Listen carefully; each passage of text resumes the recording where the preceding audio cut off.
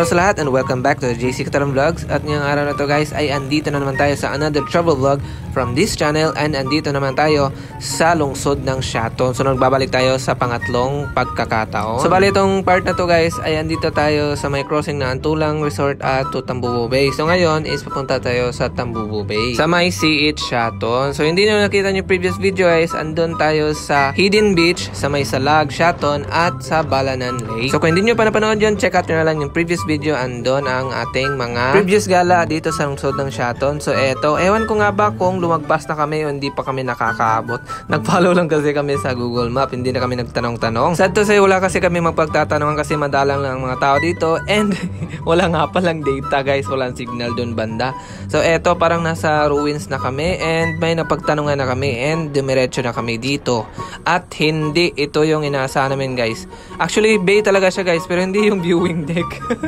Dito dumadaong yung mga barkong mangingisda. So hindi ito yung hinahanap naming viewing deck sa Tambubo Bay. So bumalik kami dito sa may crossing and sad to say, nadaanan na pala namin yung Tambubo Bay viewing deck. Pero sige lang, at least napuntahan namin itong The Ruins guys. Ito pala yung lumang simbahan na hindi luma talaga siya kasi hindi siya natapos. So eto, bumalik na kami sa aming dinaanan kanina. Medyo malayo-layo yung naabutan namin kasi hindi namin inaasahan na yun na pala yun. Nadaanan na pala namin kanina kasi nasa may gilid lang ng daan yung viewing deck ng Tambubo Bay. Masyado kasi kaming umasa sa Google Map, hindi namin alam na wala palang signal doon banda.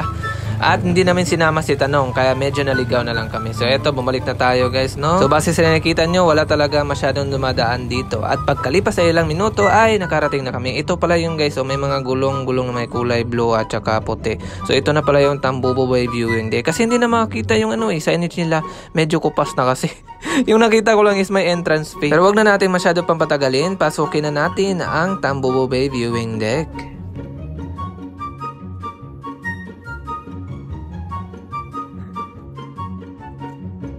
So bale, entrance fee nga pala guys is 10 pesos only per head, and every Wednesday ay may only buffet sila. So eto na, may boardwalk pa sila papunta dun mismo sa viewing deck guys.